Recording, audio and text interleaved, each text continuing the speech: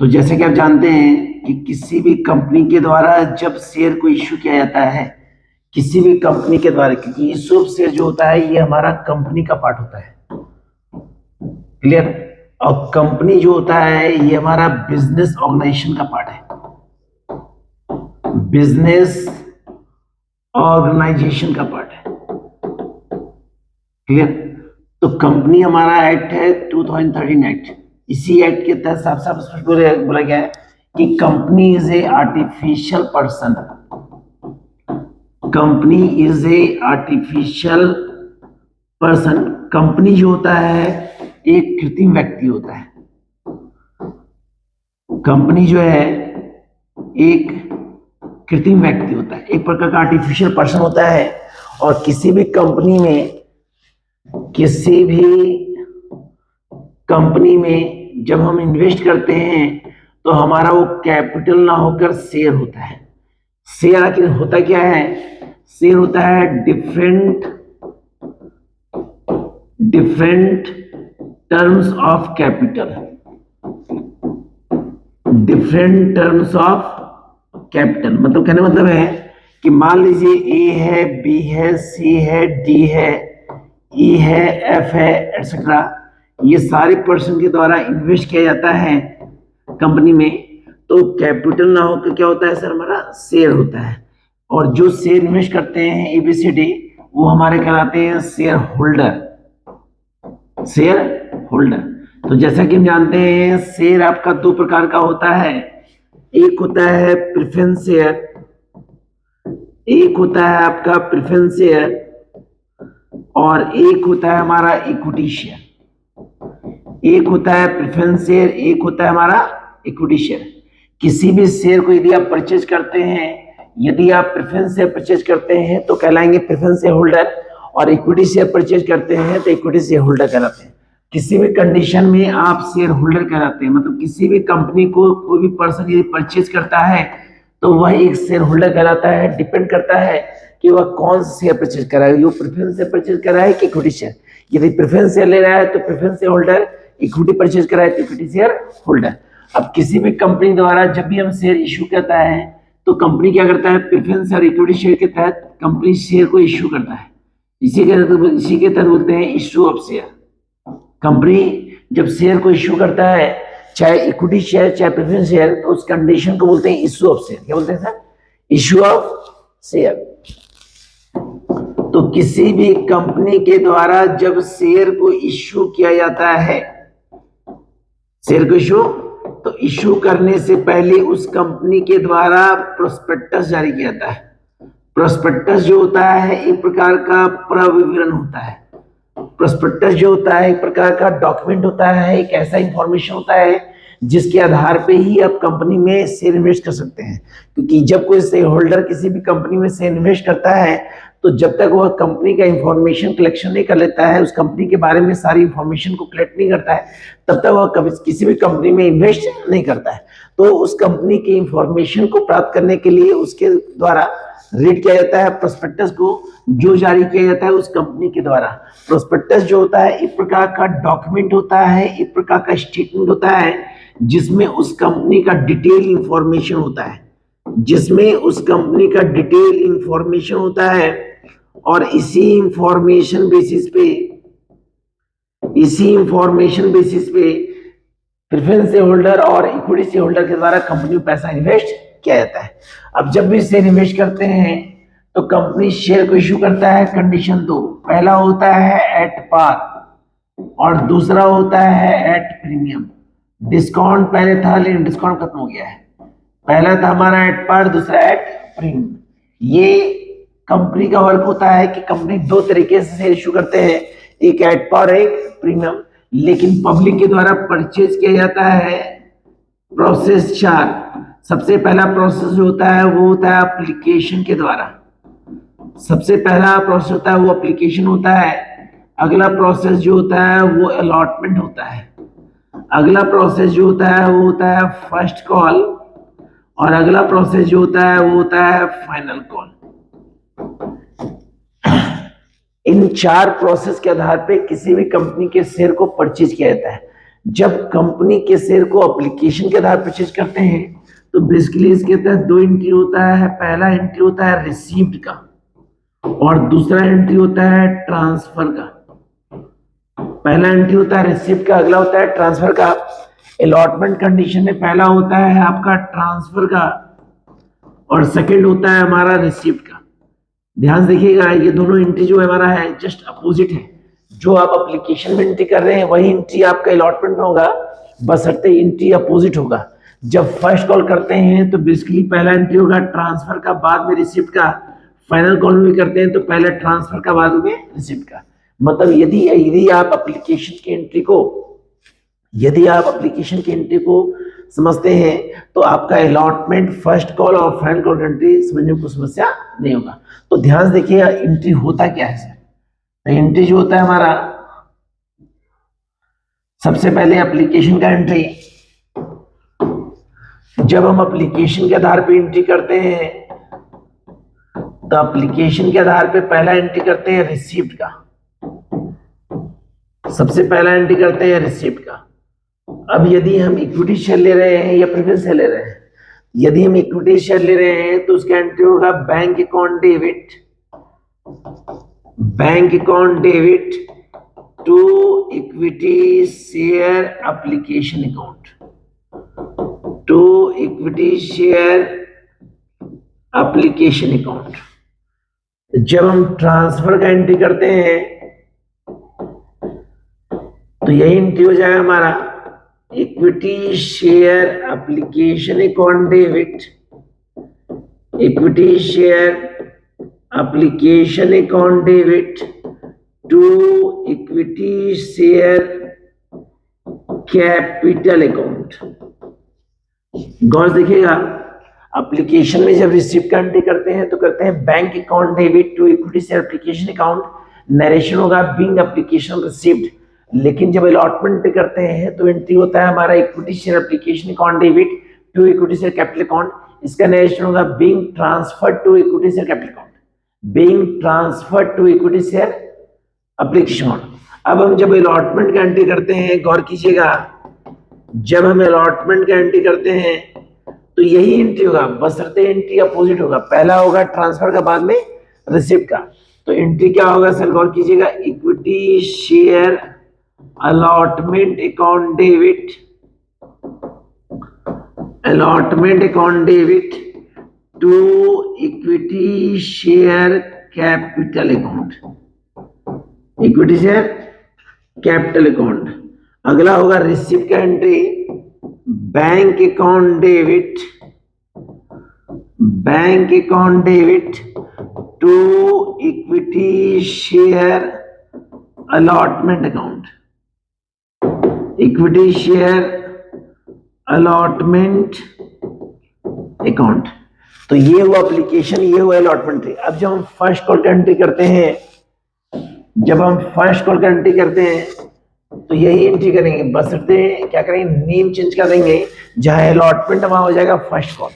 तो एंट्री करेंगे first call में ट्रांसफर का एंट्री, तो करेंगे equity share first call account debit to equity share capital account. अगला एंट्री होगा हमारा bank account debit to equity share capital account, equity share capital account.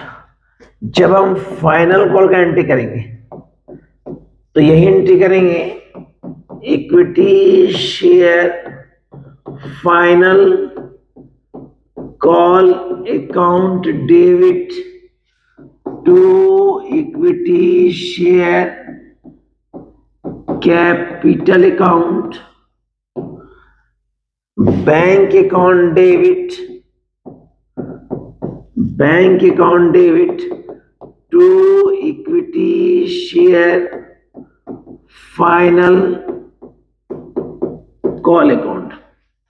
तो हमारा कंप्लीट एंट्री हुआ, जिसमें एप्लीकेशन में दो एंट्री हुआ, अलॉटमेंट दो, फर्स्ट कॉल 2 और फाइनल कॉल 2। इन सारे एंट्री करने के पश्चात क्वेश्चन बनाते हैं। मान लीजिए हमारा एक क्वेश्चन है X limited authorise capital, X limited authorise capital 1 lakh rupees, कितना रुपया है 1 lakh, divided 10,000 equity share, 10,000 equity share at the rate of 10 each, at the rate of 10 each. Application का रेट दिया है 3 रुपीज पर शेयर, अलॉटमेंट दिया है 2 rupees per share, first call दिया है हमारा 3 rupees per share, final call दिया है हमारा 2 रुपीज पर शेयर। तो गौर कीजिएगा कंपनी का जो रेट है वो 10 ईच है और कंपनी के द्वारा जारी किया गया कितना शेयर 10,000 शेयर। तो जब सॉल्यूशन करेंगे तो ध्यान से देखेंगे एप्लीकेशन रेट 3 है, तो एप्लीकेशन करना कुछ नहीं है, यहाँ लिखेंगे 10,000 टू 3, 30,000 डेबिट 30,000 क्रेडिट, फिर अगला एंट्री करेंगे वहां भी 30,000 डेबिट 30,000 क्रेडिट। लेकिन जब अलॉटमेंट करेंगे तो लिखेंगे 10,000 टू 2, क्योंकि अलॉटमेंट क्रेडिट कितना है सर 2 है, तो लिखेंगे 20,000 डेबिट 20,000 क्रेडिट, 20,000 डेबिट और 20,000 क्रेडिट।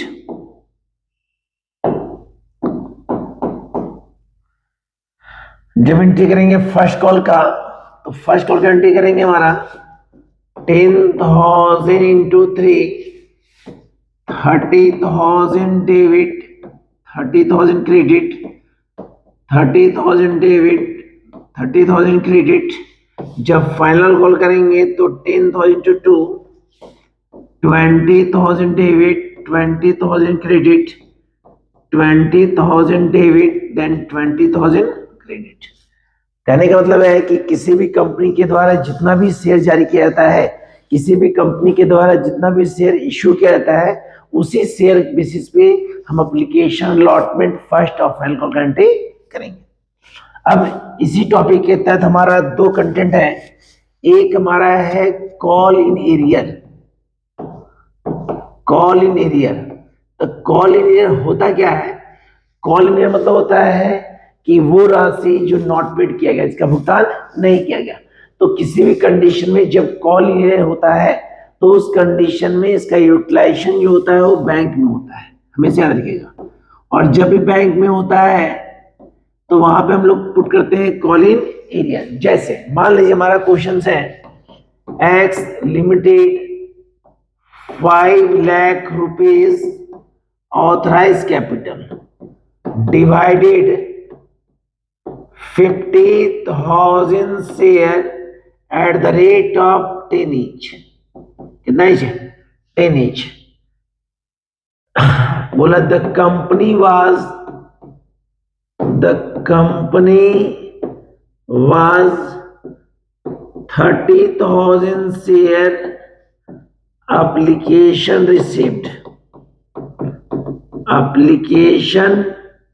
received all money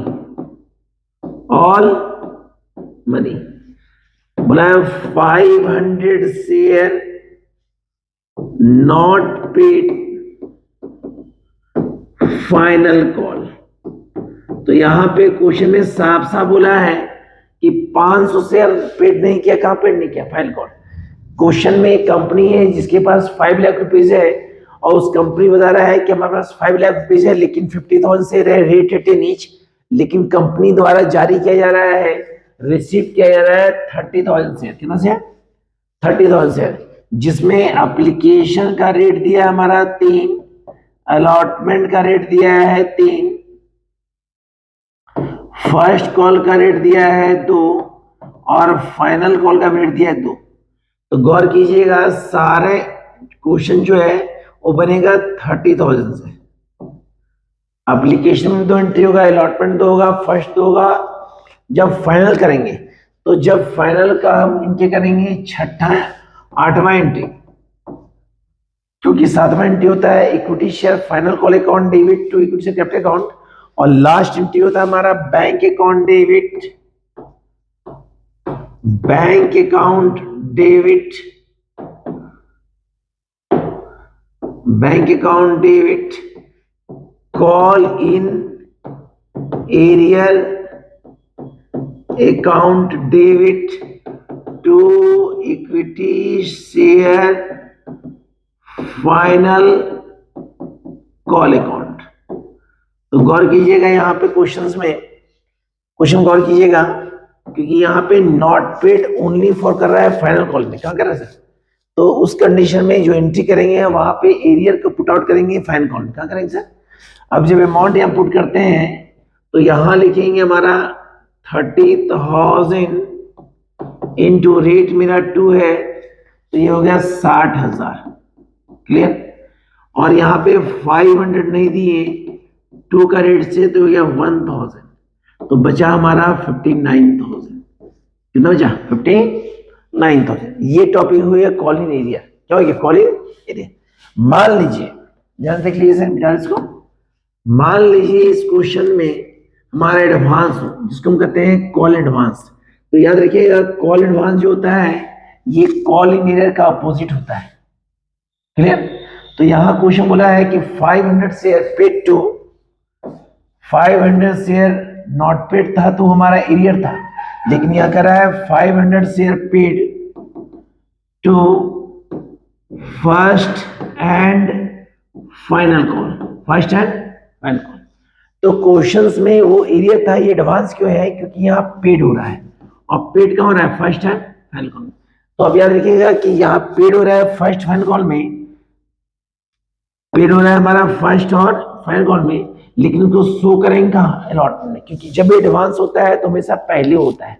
जब भी हमारा एडवांस होता है तो पहले होता है। यहाँ पे ले लिया जा रहा है फर्स्ट फाइनल को, लेकिन वो पैसा कहाँ जाएगा सर? अलॉटमेंट में। तो याद रखिएगा अलॉटमेंट में प्लस होगा और दोनों में क्या होगा? माइनस होगा। कैसे? जब एप्लीकेशन का एंट्री करेंगे तो पहला एंट्री पता है आपको, bank account debit to equity application account 30,000 to 3। जब ट्रांसफर का एंट्री करेंगे तो equity share application account debit to capital account, clear. जब अलॉटमेंट का एंट्री करेंगे तो अलॉटमेंट का एंट्री होता है equity share allotment account debit to equity share capital account 30,000 3। लेकिन जब आप अलॉटमेंट का चौथा एंट्री करेंगे, अलॉटमेंट का जब आप चौथा एंट्री करेंगे तो एंट्री करेंगे bank account debit, bank account debit to equity share allotment account और to call in advance, call in advance. तो कॉल एडवांस क्यों? क्योंकि यहां पे लिया जा रहा है फर्स्ट फंड को, लेकिन फर्स्ट फाइनल में दिखा के उसको दिखेंगे सर अलॉटमेंट शो करेंगे, क्योंकि हमेशा एडवांस पहले होता है। तो यहाँ पे क्या करेंगे? यहाँ पे लिखेंगे हमारा 30,000,